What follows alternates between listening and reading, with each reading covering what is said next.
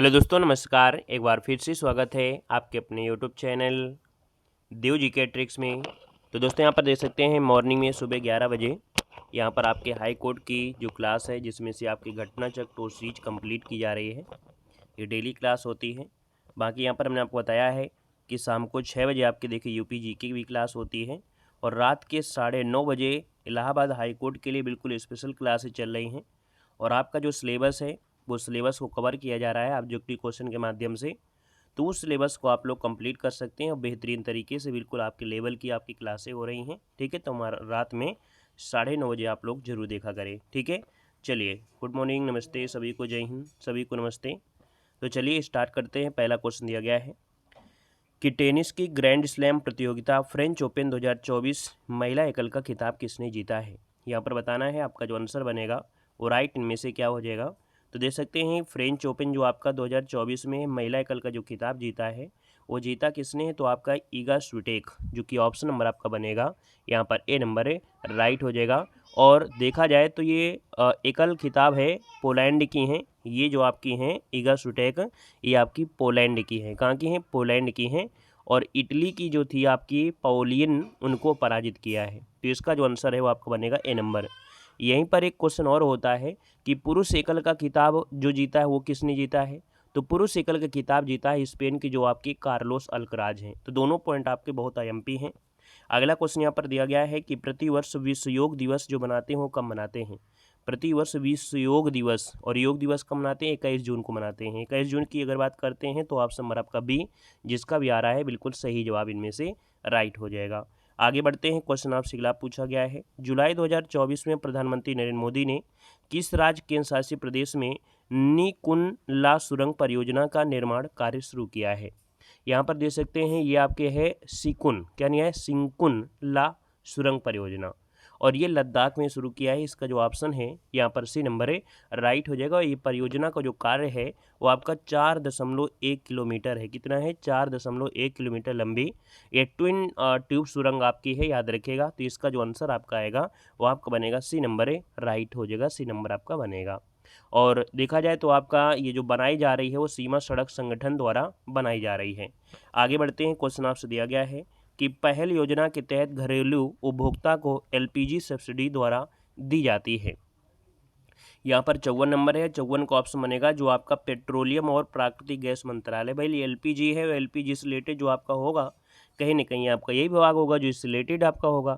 तो भारत सरकार के जो पेट्रोलियम और प्राकृतिक गैस मंत्रालय है, इस पहल के तहत घरेलू उपभोक्ताओं की जो एलपीजी सब्सिडी प्रदान की जा रही है ना, वो आपकी कह सकते हैं ये डायरेक्ट एक प्रकार से प्रत्यक्ष लाभ जो आपका है ना, और इसका रिकॉर्ड भी आपका बन चुका है। इस पहल का जो आपका है Guinness book of world record हुआ है, जो सबसे बड़ी एक प्रत्यक्ष लाभ आपकी योजना है। आगे बढ़िएगा। क्वेश्चन आपसे अगला पूछा गया है और आपसे कह रहा है कि 326 ईस्वी पूर्व में सिकंदर और राजा पोरस के बीच जो युद्ध हुआ था वो किस नदी के है ना तट पर लड़ा गया था। तो यहाँ पर देख सकते हैं 326 ईस्वी पूर्व में सिकंदर और राजा पोरस के बीच झेलम का युद्ध। झेलम को हम लोग पुराने समय में किस नाम से जानते थे? बितस्ता। तो इसलिए कह सकते हैं कि ये जो युद्ध है वो झेलम का युद्ध या इसे बितस्ता का युद्ध कहते हैं, या इसे हम लोग हाइडेस्पेज के युद्ध के नाम से भी जाना जाता है। और इस युद्ध में जो पोरस राजा था उसकी पराजय भी हुई थी। तो यहाँ पर आप कहेंगे सर ऑप्शन नंबर आपका डी राइट हो जाएगा। आगे बढ़ते हैं। क्वेश्चन आपसे दिया गया है कि बंगाल के दोहरे शासन व्यवस्था की जो नीति है किस गवर्नर जनरल के दिमाग में आपकी आई थी। चलिए बताना है। बंगाल की जो दोहरे शासन अर्थात यहाँ पर देखा जाए कि जो आपके क्लाइव थे है ना, क्लाइव की अगर बात करते हैं 56 नंबर में, तो ऑप्शन नंबर आपका बनेगा बी, ये आपके हैं क्लाइव। याद रखिए इसकी शुरुआत जो आपके द्वैध शासन व्यवस्था है इसकी शुरुआत बंगाल के जो आपके क्लाइव थे सन देखा जाए तो 1765 ईस्वी में आपकी मानी जाती है। मतलब कंपनी है ना, कंपनी जो आपकी थी दीवानी और निजामत के कार्य निष्पादन भारतीयों के माध्यम से करती थी। तो इसका जो आंसर आपका है बी नंबर, इसका राइट हो जाएगा। अगले क्वेश्चन को आते हैं। क्वेश्चन दिया गया है कि भगत सिंह, सुखदेव और राजगुरु को फांसी दी गई थी। चलिए बताना है कि भगत सिंह, सुखदेव और राजगुरु को जो फांसी दी गई थी वो आपकी कब दी गई थी। तो आपकी 23 मार्च 1931 को, 23 मार्च 1931 को दी गई थी। एक लाहौर षड्यंत्र केस था, उसके तहत जो आपका जनरल गवर्नर था है ना, यहाँ पर ट्रिब्यूनल, उनके हिसाब से है, तो देखा जाए तो आपका जो आंसर आ जाएगा यहाँ पर आपका सी हो जाएगा। यहीं पर एक क्वेश्चन आपका होता है बटुकेश्वर दत्त, याद रखिएगा बटुकेश्वर दत्त भी इसमें थे, शामिल थे, लेकिन बटुकेश्वर दत्त को काला पानी की सज़ा दी गई थी, जो कि आपके सेल्यूलर जेल कहाँ पर है, तो आपके अंडमान निकोबार द्वीप समूह में है, वहाँ पर भेज दिया गया था, काला पानी की सज़ा दी गई थी। ठीक है, आगे बढ़िएगा। क्वेश्चन आपसे अगला पूछा गया और आपसे कह रहा है कि भारतीय संविधान का निम्नलिखित में से कौन सा अनुच्छेद है जो कि मौलिक कर्तव्यों से संबंधित है। जो आपके मौलिक कर्तव्य है ना, मौलिक कर्तव्य जो आपको लिए गए हैं वो आपके रूल से लिए गए हैं, और यहाँ पर देखा जाए तो आपके 11 आपके हैं, है ना, 11 मूल कर्तव्य आपका प्रावधान किया गया है, और 51 के ए आपका जो ऑप्शन यहाँ आपका आ गया है, 51 का ए मतलब ऑप्शन नंबर आपका बी यहाँ पर राइट हो जाएगा। याद रखिएगा सरदार स्वर्ण सिंह समिति की सिफारिश पर ये 52वां नंबर का जो संविधान संशोधन हुआ था 1976 द्वारा, है ना, उसको आपका जोड़ा गया था। प्रारंभ में आपके मौलिक कर्तव्य आपके संविधान में नहीं थे, लेकिन ये जोड़े गए थे 42वें संविधान संशोधन 1976 के तहत। अगला क्वेश्चन दिया गया है कि मौलिक कर्तव्य पर लागू होते हैं, जो मौलिक कर्तव्य होते हैं ये लागू होते हैं नागरिकों पर। किस पर होते हैं, नागरिकों पर होते हैं। इसका मतलब ऑप्शन नंबर आपका जो आएगा वो आपका ए नंबर यहाँ पर राइट हो जाएगा, याद रखिएगा। और उच्चतम न्यायालय को आवश्यक सहायता या शक्तियाँ भी प्राप्त करने के लिए सशक्त आपकी हैं, जो आपके मौलिक कर्तव्य हैं। अगले क्वेश्चन को आते हैं। क्वेश्चन दिया गया है कि सर्वोच्च न्यायालय की सहायक शक्तियों के लिए प्रावधान निम्नलिखित में से कौन करता है। चलिए, सर्वोच्च न्यायालय की जो सहायक शक्तियां हैं इनके लिए जो प्रावधान करता है वो कौन करता है, तो यहाँ पर जो आपका भारत की संसद है, कौन है, भारत की जो संसद है, आर्टिकल नंबर 140 के तहत संसद को उच्चतम न्यायालय को आवश्यक अनुषांगिकता, अनुषांगिक मतलब होता है सहायता शक्ति प्रदान करने के लिए सशक्त किया गया है। आगे बढ़िएगा। क्वेश्चन आपसे अगला का पूछा गया है कि भारत के पहले मुख्य चुनाव आयुक्त निम्नलिखित में से कौन थे। भारत के पहले मुख्य चुनाव आयुक्त इनमें से कौन थे 61 नंबर में, तो यहाँ पर देखिए ये जो आपके थे सुकुमार सेन, जो कि ऑप्शन नंबर आपका जिसका आ गया है यहाँ पर डी नंबर, क्योंकि पूछा गया है मुख्य चुनाव आयुक्त आपसे पूछा गया है। ये 1950 से देखा जाए तो आपके 1958 तक आपके यहाँ पर रहे थे। ठीक है, आगे बढ़िएगा। क्वेश्चन आपसे अगला पूछा गया और आपसे कह रहा है निम्नलिखित में से कौन सी नदी है जो गंगा की सहायक नदी नहीं है। गंगा की सहायक नदियों में देखिए जैसे आपकी सोन है, यमुना है, रामगंगा है, गोमती, घाघरा, गंडक, कोसी ये आपकी आती हैं। यहाँ पर जो भीमा नदी है आपकी, ये भीमा जो नदी है वो दक्षिण भारतीय नदी जो कृष्णा नदी है, तो ये कृष्णा की सहायक नदी है, तो आप कहेंगे सर इसका आंसर आपका डी नंबर है, राइट हो जाएगा। आगे बढ़ते हैं। क्वेश्चन आपसे अगला पूछा गया है कि बांदीपुर राष्ट्रीय उद्यान निम्नलिखित में से किस राज्य में स्थित है। बांदीपुर जो राष्ट्रीय उद्यान है ये आपके कहाँ पड़ता है, कर्नाटक में, वेरी वेरी एमपी है, क्वेश्चन बार बार पूछा जाता है। यहाँ पर देखा जाए बाघ, सांभर, चीतल, जंगली कुत्ते आदि आपके पाए जाते हैं, तो ऑप्शन आपका ए नंबर इसका राइट हो जाएगा, ए नंबर आपका बनेगा। अगले क्वेश्चन को आते हैं। क्वेश्चन दिया गया है भारत में दालों का उत्पादक और दालों का उपभोक्ता, मतलब देखा जाए तो जो यहाँ पर जो भारत है वो दाल खाने के मामले में और उत्पादन करने के मामले में दोनों में देखा जाए तो यहाँ पर स्थान पूछा गया है। तो यहाँ पर देखिए 64 नंबर का जो ऑप्शन दिया गया है, 64 का ऑप्शन आपका जो बनेगा वो आपका सी हो जाएगा। मतलब यहाँ पर देखा जाए तो दालों का सबसे बड़ा उत्पादक भी है और सबसे बड़ा उपभोक्ता भी है। मतलब यहाँ पर दाल जो आपकी है सबसे ज़्यादा उत्पादन भी होता है और खाई भी जाती है, याद रखिएगा। मुख्य रूप से जैसे देखा जाए कि आपकी अरहर हो गई, चना हो गया, मटर, मसूर, ये सब आपकी पैदावार होती है। अगला क्वेश्चन यहाँ पर दिया गया है कि भारत के किस राज्य में एल्यूमिनियम प्रगलन संयंत्रों की संख्या सबसे अधिक है। यहाँ पर देखिए जो आपका एल्युमिनियम प्रगलन संयंत्र आपके हैं सबसे अधिक आपके उड़ीसा में है। उड़ीसा जो कि ऑप्शन नंबर आपका डी यहाँ पर है, राइट हो जाएगा, डी नंबर आपका बन जाएगा। इन कंपनियों में जैसे आपकी नालको है, वेदांता है, एल्युमिनियम लिमिटेड है, हिंडाल्को, ये सब आपको देखने को मिलती है ऑप्शन नंबर आपके डी के साथ।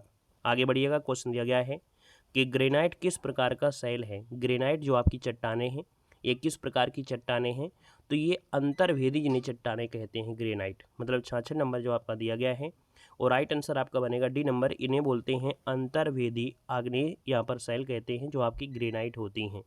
तो आंसर जिसका ऑप्शन आ गया है यहाँ पर डी नंबर है, यहाँ पर जवाब राइट हो जाएगा। इनका निर्माण पृथ्वी के आंतरिक भाग से जब मैग्मा आता है और बाह्य भाग में आता है वो ठंडा हो जाता है, उन्हीं से कहीं ना कहीं आपकी बनती हैं। ठीक है ना। यहाँ पर अगले क्वेश्चन को आते हैं। क्वेश्चन दिया गया है कि निम्नलिखित में से कौन सी सेवाएं हैं जो यूजर्स को ऑनलाइन उत्पादन खरीदने और बेचने की सुविधा देता है। ये बिल्कुल IMP क्वेश्चन है। 67 नंबर की बात करते हैं, ये आपका होता है ई कॉमर्स। कौन होता है, ई कॉमर्स आपका होता है, जिससे क्या होता है यूजर्स उनको खरीद सकता है, उनको बेच भी सकता है, ये सुविधा आपकी होती है ई कॉमर्स। ऑप्शन नंबर आपका सी राइट हो जाएगा। यहाँ पर आगे बढ़ते हैं। क्वेश्चन दिया गया है और आपसे कह रहा है कि रुडोल्फ लुडविक कार्ल विर्चो ने किस वर्ष अपना प्रसिद्ध सूत्र ओमिनिस सेलुल इन सेलुला प्रतिपादित किया था, जो कि कोशिका सिद्धांत की नींव का ये हिस्सा बना। आगे चल के कोशिका सिद्धांत का हिस्सा बना था। यहाँ पर देखा जाए 68 नंबर में इनका जो नाम है वो आपका है 1855 में। कब किया था? तो 1855 ईस्वी में अपना प्रसिद्ध जो सूत्र है ओमनिस सेलुल इन सेलुला, ये मतलब होता है कि प्रत्येक कोशिका दूसरी कोशिका से उत्पन्न होती है। इसका मतलब ये हो गया कि जो भी कोशिका होती है वो दूसरी कोशिका से होती है, उत्पन्न होती है, कुल मिला के वो उत्पादित होती है ना। दूसरी कोशिका से जो उत्पन्न होती है वो प्रतिपादित कह सकते हैं, और कोशिका सिद्धांत का नींव का हिस्सा बना था। अगला क्वेश्चन दिया गया है कि भ्रूण की वह अवस्था जिसमें से सभी शारीरिक अंगों की पहचान हो सकती है, उसे क्या कहते हैं? भ्रूण की वह अवस्था जिसमें सभी शारीरिक अंगों की पहचान हो सके, वो अवस्था क्या कहलाती है? देखिए आपका जो आंसर है यहाँ पर वो आपका बनेगा सी नंबर। आपका ये गर्भ होती है, गर्भ में ही भ्रूण की मतलब जब गर्भ में आते हैं तो आपके शारीरिक भागों की पहचान होगी, तो आपका आंसर सी नंबर है यहाँ पर राइट हो जाएगा। क्लियर है? यहाँ पर आपका गर्भ हो जाएगा। यहाँ पर आगे बढ़ते हैं कि निम्नलिखित में से कौन सा रोग है जो मच्छर के काटने से नहीं होता है, यहाँ पर बताना है। वीडियो को लाइक शेयर भी करते रहिए, जितने लोग यहाँ पर जुड़ गए हैं या ऑफलाइन देख रहे हैं या ऑनलाइन देख रहे हैं, है ना, सभी लोग सेशन को लाइक भी करते रहिए, और प्लेलिस्ट के माध्यम से और भी जो हमने पार्ट बनाया है उनको भी देखिएगा, और जो आपके रिलेटेड वीडियो हैं वो भी आपको मिल जाएंगे। ठीक है, तो सभी लोग सेशन को लाइक शेयर करते हुए चलेंगे। देखो मच्छर के काटने से आपका नहीं फैलता है, और क्या क्या फैलता है इसमें देखिए तो आपके मलेरिया है, फील पाँव है, आपका डेंगू है, ये भी आपका होता है। लेकिन जो आपका हेपेटाइटिस आपका है ये मच्छर के काटने से आपका नहीं होता है, याद रखिएगा। ठीक है ना। हेपेटाइटिस क्या होता है? एक वायरस से संबंधित रोग होता है, जिसके कारण यकृत में सूजन आ जाती है, जलन आ जाती है ना, ये आपके होते हैं। तो इसलिए ऑप्शन नंबर आपका ए नंबर यहाँ पर राइट हो जाएगा। यहाँ पर देखिए जैसे आपका मलेरिया है, मादा इन्फ्लूएंजा मच्छर होता है ना। डेंगू से इंडीज आपका जो आपका है, कील पाँव जो होता है वो आपका क्यूलेक्स मच्छर होता है। कौन? ये जो कील पाँव, एक नया शब्द आपको सुन रहे हैं, कील पाँव जो आपका है ये क्यूलेक्स मच्छर के काटने से होता है। अगला क्वेश्चन दिया गया है, आलू में जो स्टार्च होता है वो के साथ अपक्रिया करने के बाद नीले रंग में परिवर्तित हो जाता है। आप लोग कभी कभी देखे होंगे आलू को काटते होंगे, और जब काटते हैं तो उसमें हल्का सा नीला रंग भी आ जाता है, तो ये होता है आयोडीन। याद रखिएगा कि आलू में स्टार्च जो होता है वो आयोडीन के साथ अपक्रिया करता है और बाद में नीले रंग पर परिवर्तित हो जाता है। इसमें आलू में जो स्टार्च उपस्थित होता है वही क्या होता है? ज्ञात हो जाता है कितना इसमें स्टार्च है। तो ऑप्शन नंबर आपका बनेगा बी नंबर। अगला क्वेश्चन यहाँ पर दिया गया और आपसे कह रहा है कि शुद्ध राष्ट्रीय उत्पाद अर्थात जो नेट नेशनल प्रोडक्ट है ये क्या होता है? शुद्ध राष्ट्रीय उत्पाद जो है वो आपका है क्या? तो ये होता है सकल राष्ट्रीय उत्पाद और मूल्य ह्रास का जो अंतर होता है वो शुद्ध राष्ट्रीय उत्पाद कहलाता है। मतलब जो सकल राष्ट्रीय उत्पाद आया था इसमें जो मूल्य ह्रास हो जाता है उसका जो अंतर निकलता है वही होता है शुद्ध राष्ट्रीय उत्पाद। आगे बढ़िएगा, क्वेश्चन दिया गया है कि जो कर्मा है आदिवासी नृत्य शैली का संबंध इनमें से किस राज्य से है? कर्मा जो आपका है ये कहाँ से आपका संबंधित है? तो कर्मा आदिवासी नृत्य करते हैं और ये मुख्यतः देखा जाए तो छत्तीसगढ़ उड़ीसा राज्य से आपका संबंधित है। इन जनजातियों के माध्यम से आपका होता है। तो यहाँ पर आप कहेंगे ऑप्शन नंबर आपका यहाँ पर क्या हो जाएगा? डी नंबर जिसका आ रहा है बिल्कुल राइट हो जाएगा। बाकी हमने आपको बताया है कि जो कर्मा है वो आपका मुख्य रूप से कहाँ का है? वो आपके यहीं का है, लेकिन आपका पड़ोसी है आपका सोनभद्र, तो सोनभद्र मिर्जापुर में भी आपका होता है, लेकिन उत्पत्ति जो आपकी मानी जाती है वो आपकी यहीं से मानी जाती है। आगे बढ़िएगा, क्वेश्चन दिया गया है निम्नलिखित में से कौन सा शास्त्रीय वाद्य यंत्र है जो संतूर की प्रतिपादक है? चलिए बताइएगा, संतूर की प्रतिपादक जो माना जाता है वो किसको मानते हैं? तो दोस्तों ये हैं शिव कुमार जो आपकी शर्मा है, वो आपके शास्त्रीय वाद्य यंत्र संतूर के प्रतिपादक है। ऑप्शन नंबर आपका बी यहाँ पर है राइट हो जाएगा। नेक्स्ट क्वेश्चन को आते हैं कि अंतर्राष्ट्रीय अहिंसा दिवस कब मनाते हैं? अंतर्राष्ट्रीय अहिंसा दिवस जो मनाते हैं वो आपको याद है गांधी जयंती जो कि आपका 2 अक्टूबर है ना, महात्मा गांधी के जन्मदिवस के अवसर पर मनाया जाता है। अगले क्वेश्चन को आते हैं कि निम्न में से कौन सा शब्द है जो आपका पुल्लिंग है? जीके में देखिए आपने 25 क्वेश्चन सोल्व किया और आप बताइएगा जीके में आप लोग जीके में कितने स्कोर पर आए हैं। बाकी हमें उम्मीद है कि आप लोग हिंदी में आप लोग बेहतर नंबर ला रहे होंगे, लेकिन जीके में कितने स्कोर कर रहे हैं ये आप लोग बताइएगा। यहाँ पर देखिए आपसे कह रहा है कि सब पुल्लिंग शब्द आपको बताना है 76 नंबर में, है ना। पूर्ति है, अभिव्यक्ति है, विवाह है और छवि है। 76 की अगर हम बात करते हैं तो क्या हो जाएगा? पूर्ति कैसी है, कितनी पूर्ति हुई। अभिव्यक्ति मतलब होता है बोली, है ना, ये बस अपनी बात को व्यक्त करना, है ना। छवि कैसी है, लेकिन विवाह कैसा है, ये तो होता है विवाह कैसी नहीं बोलते हैं, विवाह कैसा है, तो ये पुल्लिंग होगा। ऑप्शन नंबर आपका सी।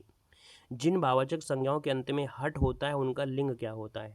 तो जिन भाववाचक संज्ञा क्या होती है, जैसे घबराहट, आहट, है ना, तो हट आपका आ रहा है, तो कहीं ना कहीं ऐसी जो आपकी संज्ञाएं होती है उन्हें हम क्या कहते हैं, तो स्त्रीलिंग आपके होंगे, घबराहट हो रही है ना, तो कह रहे हैं हट शब्द आपका जीव ही लगे होंगे, घबराहट, मिचलाहट, जो भी शब्द आपके होंगे वो सब क्या होंगे, स्त्रीलिंग आपके होंगे। यहाँ पर आगे बढ़ते हैं, क्वेश्चन दिया गया है कि इनमें से किस शब्द का प्रयोग हमेशा बहुवचन में होता है। हमेशा बहुवचन में आपका होता है, देखिए जो आपके होठ दिया गया है, होठ दिया गया है, ये हमेशा बहुवचन में होता है। यहाँ पर देखिए पानी तो एक वचन आपका है, सूरज है, सोना है ना, यहाँ पर आंसर आपका ए नंबर राइट हो जाएगा। नेक्स्ट क्वेश्चन दिया गया है, संयुक्त व्यंजन जो आपका ज्ञ है, इसका जो बनता है, निर्माण होता है, वो किसे होते हैं, ज्ञ। क्या बोलते हैं, हमने कहा था इसको बोलिए तो हमेशा ज्ञ बोलिए, जा धन इया, मतलब ऑप्शन आपका बी राइट हो जाएगा। अगला क्वेश्चन आपसे दिया गया है कि इनमें से समूहवाचक संज्ञा आपकी कौन सी है। समूह की अगर बात करते हैं तो आप कहेंगे सर समूह में यहाँ पर देखिए राम नहीं होगा, ये व्यक्तिवाचक है, हिमालय व्यक्तिवाचक है, अनाज आपका होगा नहीं, यहाँ पर आपका सेना हो जाएगा, और सेना जो आपकी हो कैसी है, समूहवाचक होगा, ऑप्शन नंबर आपका डी यहाँ पर राइट हो जाएगा। यहाँ पर अनाज जो आपका आता है वो मटेरियल में आ जाएगा। यहाँ पर देखिए कोई आ रहा है, वाक्य में कोई किस प्रकार का सर्वनाम है, देखिए कोई दिया है और आपको तो पता नहीं है, आप अंदर हैं, बाहर कौन बुला रहा है नहीं मालूम है, तो कोई शब्द क्या है, निश्चय है, अनिश्चय है, तो आप कहेंगे सर ये अनिश्चयवाचक है, तो ऑप्शन नंबर आपका ए राइट हो जाएगा। अगला है इंद्रिय का विशेषण आपको बताना है, इंद्रिय का विशेषण शब्द में से क्या बनेगा। तो इंद्रिय नहीं होता, ऐन्द्रिय होता है। क्या होता है, इंद्रिय का विशेषण ऐन्द्रिय होता है, ऑप्शन नंबर आपका डी बनेगा। अगले क्वेश्चन को आते हैं, क्वेश्चन आपसे दिया गया है कि प्रयागराज में 10वां व्यक्ति कोरोना पीड़ित है, वहाँ पर 10वां शब्द जो आपका दिया है वो आपका है क्या।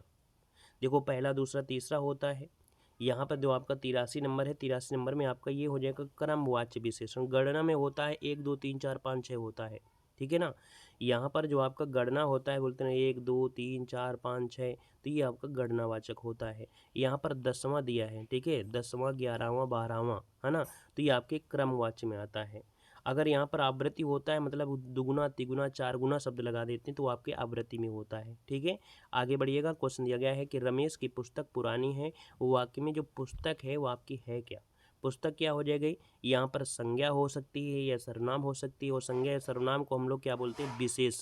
तो आप कहेंगे सर सर्वनाम तो यहाँ पर दिया है लेकिन आपने विशेष लगाया, क्योंकि ये कहीं ना कहीं संज्ञा की जगह कार्य करेगी। ये सर्वनाम, पुस्तक क्या सर्वनाम हो सकती है, नहीं हो सकती, ये संज्ञा होगी। कोई वस्तु है ना, तो वो क्या होती है, संज्ञा, और संज्ञा को हम बोलते हैं विशेष, तो ऑप्शन आपका ए बनेगा। अगला क्वेश्चन दिया है, मीरा जोर से हंसी वाक्य में किस क्रिया का समुचित उदाहरण है। हमने कहा था हंसना कैसी क्रिया है, आकर्मक क्रिया होती है ना। क्या हंसी, तो मीरा जोर से हंसी, तो मीरा तो कर्ता हो जाएगा, है ना, कर्म पर फोकस हो ही नहीं रहा है, तो आप कहेंगे सर ये आकर्मक क्रिया है, ऑप्शन नंबर आपका ए बन जाएगा। नेक्स्ट क्वेश्चन दिया गया है कि शिक्षक ने पाठ पढ़ाया, ये किस कारक का प्रयोग हुआ है। शिक्षक ने पाठ पढ़ाया, किसने पढ़ाया, शिक्षक ने, और शिक्षक ने जो होता है वो कर्ता में होता है, और कर्ता ने, तो ऑप्शन कहेगा बी नंबर है, कर्ता कारक, ऑप्शन बी बनेगा। अगला है से किस कारण का विभक्ति होता है, आपने विभक्ति पढ़ा होगा, है ना। विभक्तियों में देखा जाए तो से जब आपका होगा क्या, अधिकरण में का पर होता है, संबोधन में आपका होता नहीं है, कर्म भी आपका नहीं होगा, तो आप कहेंगे सर अपादान जो आपका होता है 87 नंबर में, उसी हो जाएगा अपादान से, है ना, जो आपका अलग होना होता है। अगला है अमर शब्द का विलोम क्या होता है, अमर शब्द का विलोम क्या हो जाएगा। तो अमर का विलोम क्या हो सकता है, यहाँ पर मृतरण नहीं कहना है, मरण भी नहीं कहना, मृत्य, ये जो आपका दिया गया है अमर का होता है मृत्य, जो ऑप्शन आपका डी दिया गया है वो राइट हो जाएगा। यहाँ पर अगले क्वेश्चन में आते हैं, यहाँ पर देखो गद्यांश दिया गया है, और गद्यांश में दिया गया है कि जिन कर्मों में किसी प्रकार का कष्ट या हानि सहने का साहस अपेक्षित होता है, उन सब के प्रति उत्कंठापूर्व आनंद उत्साह के अंतर्गत लिया जाता है। कष्ट या हानि के भेद के अनुसार उत्साह के भी भेद हो जाते हैं। साहित्य मीमांसों ने इसी दृष्टि से युद्धवीर, दानवीर और दयावीर आदि भेद किए हैं, और ये गद्यांश हमने आपको बार बार पढ़ाया है। इनमें से सबसे प्राचीन जो प्रधान है वो आपका युद्धवीर है, इसमें आघात, पीड़ा, मृत्यु की परवाह नहीं रहती है। इस प्रकार का वीरता का प्रयोजन अत्यंत प्राचीन काल से चला आ रहा है, जिसमें साहस प्रयत्न दोनों चरम उत्कर्ष पर पहुंचते हैं। पर केवल जो आपका कष्ट है, पीड़ा सहन करने में के साहस में उत्साह का स्वरूप स्फुरित नहीं है, उसके साथ आनंदपूर्ण प्रयत्न या उसकी उत्कंठा का योग होना चाहिए। कह रहा है सबसे प्राचीन वीरता जो आपकी हो कौन सी है, तो अभी हमने बताया सबसे जो आपकी प्राचीन है वो आपकी युद्ध वीरता है, ऑप्शन नंबर आपका सी हो जाएगा, जो गद्यांश में आपसे दिया गया था। अगला है कि युद्धवीर के लिए किस प्रकार की जो प्रकृति होती है, अपेक्षित होती है, तो 90 का ऑप्शन डी हो जाएगा। देखो साहस, प्रयत्न और कष्ट सहने का धीरज हो जाता है जो युद्धवीर होता है। अगला है उत्कंठा आनंद के लिए अंतर्गत लिया जाता है। उत्कंठा आनंद किसके अंतर्गत लिया जाता है? उत्कंठा मतलब होता है उत्साह के लिए। अगला है साहित्य मीमांसा ने वीरता के कौन से भेद यहाँ पर किए हैं? तो साहित्य में बोला है कि युद्ध वीर, दानवीर और दयावीर ये सबसे बड़े आपके वीरता के आपके प्रमाण है, कह सकते हैं साहित्य में है। उत्साह के भेद का आधार जो किए गए हैं, उत्साह के भेद किस आधार पर किया गया है? तो यहाँ पर देखो कष्ट या हानि के भेद के आधार पर किया गया है। ये गद्यांश में दिया गया था। दिए गए समानार्थी आपको बताना है। घोड़ा का समानार्थी क्या होती है, जिसे हम लोग पर्यायवाची भी कह सकते हैं। घोड़ा दिया है, घोड़ा का पर्यायवाची है होता है ना। तो यहाँ पर देखिए पहला ही ऑप्शन, यहाँ पर जो ऑप्शन आ रहा है वो आपका जवाब यहाँ पर राइट हो जाएगा। बाकी ढेर सारे आपके क्वेश्चन आपके होते हैं। तो यहाँ पर आंसर जो आपका घोड़ा जिसका आया है बिल्कुल राइट हो जाएगा। तुरंग है, अश्व है, घोटा के आपके सब होते हैं। अगला है कि घर का भेदी लंका ढाए, इस कहावत का अर्थ आपको देना है। घर का भेदी लंका ढाए, ये तो आपने हमेशा से पढ़ा है। आपसी फूट से सर्वनाश होता है, जैसे आपके रावण के यहाँ पर हुआ था, है ना। तो वही चीज़ आपकी है, आपसी फूट से क्या होता है? सर्वनाश होता है। अगला है नील कमल में कौन सा समास है? नील कमल में समास आपसे पूछा गया है कि सर नील कमल में जो समास है वो आपका है कौन? चलिए बताइएगा, नील कमल में समास क्या है? तो नीला है कमल, है ना। नीला और कमल मतलब नील मतलब विशेषण और कमल विशेष, तो आपका ये कर्मधारय समास हो जाएगा। अगला है कौन सा वाक्य आपका शुद्ध है? दही खट्टी है या दही खट्टा है? आप क्या बोलेंगे? तो आप कहेंगे दही खट्टा है, इसका मतलब ऑप्शन आपका बी राइट हो जाएगा। अगला क्वेश्चन दिया गया है मानव मात्र को गीता के महात्म्य से परिचित होना अनिवार्य है। यहाँ पर 98 की अगर बात करते हैं तो महात्म्य जो सही दिया है वो कौन सा दिया है? क्या पहला ऑप्शन सही दिया गया है महात्म्य? ये देखो गलत है। यहाँ पर आंसर आपका बी हो जाएगा। यहाँ पर जो आधाता है वो आधामा होता है या के साथ जुड़ा होता है। अगला क्वेश्चन दिया गया है कि जिस काव्य पंक्ति में प्रयुक्त किसी एक ही शब्द के एक से अधिक अर्थ होते हैं उस पंक्ति को अलंकार क्या होता है? कह रहा है जिस काव्य पंक्ति में प्रयुक्त किसी एक ही शब्द के एक से अधिक अर्थ व्यक्त हो रहे हैं, मतलब यहाँ होता है कौन? एक शब्द है लो उसके अनेक अर्थ आपके निकल रहे हैं, तो शब्द आपका होता है शब्द एक अर्थ ने कहते हैं श्लेष, है ना। लेकिन जो यमक होता है उसमें क्या होता है कि उसमें शब्द जो आपके होंगे दो होंगे, लेकिन दोनों के अर्थ अलग अलग निकल रहे होंगे, ठीक है। अगला क्वेश्चन है कि यह कथा उस समय की है जब लंका जाने के लिए भगवान श्री राम ने सेतु के पूर्व समुद्र तट पर शिवलिंग किया था। मतलब यहाँ पर 100 टन में कह रहा है कि यह कथा उस समय है जब श्री राम ने सेतु निर्माण के पूर्व समुद्र तट पर शिवलिंग स्थापित किया था। तो देखिए आपका आंसर पहला यहाँ पर राइट हो जाएगा। तो भैया इस प्रकार से आपने जीके को सॉल्व किया, इस प्रकार से आपने यहाँ पर हिंदी को सॉल्व किया। दोनों मिला के स्कोर कितना हो जरूर बताइएगा। बाकी हमने कहा है कि 3 बजे आपको करंट अफेयर भी आपको मिलेगी आज, है ना। और लंबी क्लासें आपकी करंट अफेयर की होंगी और बेहतरीन क्लासें होंगी, है ना, क्योंकि समय आपके पास कम है और बेहतर रिवीजन आपका इतने दिनों में आपका हो जाना चाहिए, ठीक है ना। तो आप लोग 3 बजे करंट अफेयर की क्लास में भी आप लोग जुड़ सकते हैं। बाकी रात को देखो 9:30 बजे वाली क्लास जो आप लोग देख सकते हैं बिल्कुल बेहतरीन तरीके से चल रही है, उसको भी आप लोग यहाँ पर सॉल्व करते हुए चलेंगे। वीडियो कैसा लगा एक बार जरूर कमेंट करिएगा और देख सकते हैं कि बगल में और भी वीडियो आपको दिख रहे हैं उनको भी आप लोग देख सकते हैं। धन्यवाद सभी को। जय हिंद, वंदे मातरम।